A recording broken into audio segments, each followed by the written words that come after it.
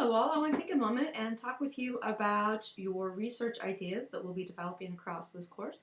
I had a couple of different questions from people, so I thought the best way maybe to address them would just go ahead and do a video and kind of talk you all through that a little bit.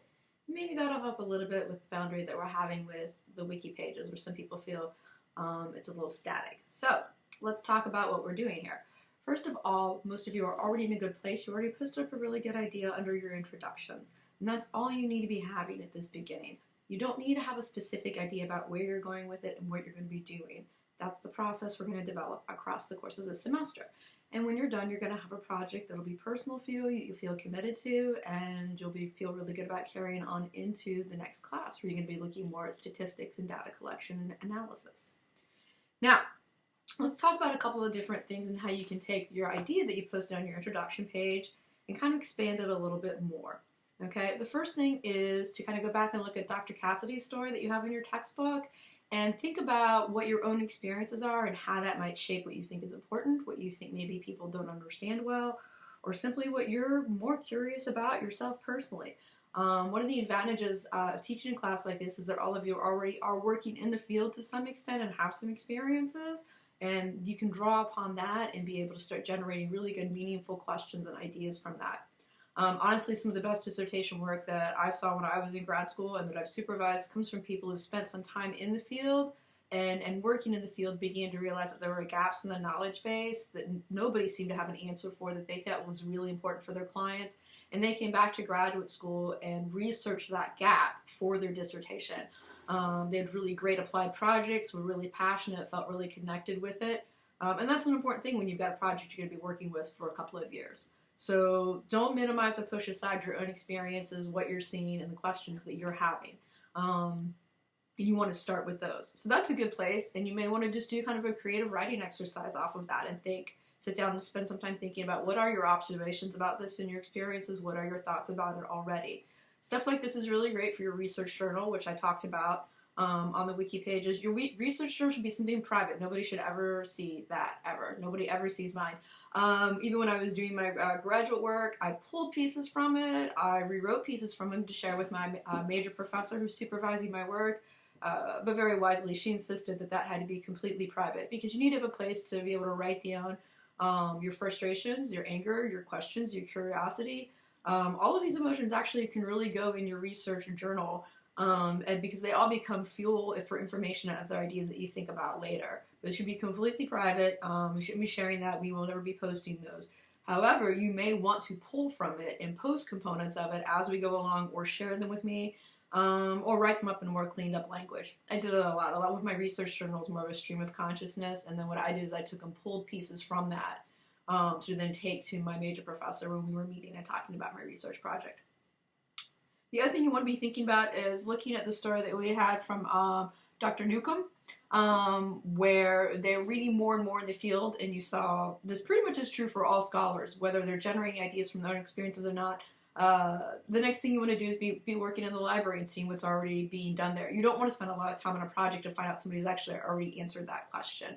That gives you kind of a bad sense of futility. So one of the jokes in the field is that 6 months in the field can save you 6 weeks in the library because you can do a whole project and find out that somebody's already done that, they've already answered that question, and your time would have been better spent having read the work more thoroughly and generated a new idea built off of what they have. So you want to be spending some time reading and looking up articles that are relevant for your topic. You've got two great approaches to use here. One is Google Scholar. Honestly, I use Google Scholar a good bit, especially when I'm just getting started on an idea. You often find some of those articles are available for free. They're PDFs that you can get to. The other nice thing about Google Scholar that I like is that you can see below the source who has cited, how many citations there are. And if you click on that, that'll take you to all the people that cited that work. So if you find an article that you really like, you can click on the citations and then read what are other people doing with that research and kind of follow that work forward. You can do that as well on the University of St. Francis University's library website, which is also another really good resource to be using. Keep in mind that St. Francis, as a learning service and a library, has many of these articles already available to you, so you want to check and see if you can get it from them. If not, you can get it through interlibrary loan. I posted the directions for doing that on one of the discussions down below this page. I checked with the library just the other day and confirmed that as graduate students, there is no set limit on how many articles you can request through interlibrary loan. However, do keep in mind St. Francis does have to pay the access fee for each of those. It's part of what you get included in your tuition. So don't just request all of them. Make sure you're reading through the abstract and looking at it and thinking if it's a good piece for you before you request it. But you don't have to worry and be parsimonious and worry that you can only get like 8 or 10 articles. So there's not a set limit on it. In terms of interlibrary loan as well, keep in mind that they do them as a first come, first served basis. I've got some of mine back within 2 hours. A couple of them took about a week. So interlibrary loan, if you're looking at some articles that you think are really interested and you want to settle down and read them next weekend and really get into them, now is a good time to request them to make sure that they are available. Since there's only a couple people doing the searches and they do them as a first come, first served basis. So as you're reading this stuff and you're reading the different ideas from the different scholars, one of the things that you want to be thinking about is you want to be asking yourself, going through and writing kind of a brief summary. What were the questions those scholars were interested in? Like, what were they going into that project with, right? And then you want to be looking at what did they conclude?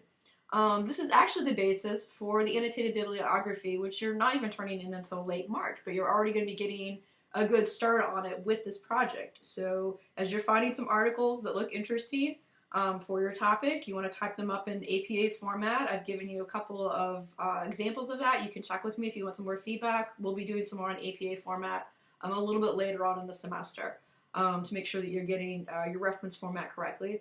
And down below that reference, just answer those questions. What were they interested in looking at? What were their questions? What did they conclude? What were their answers?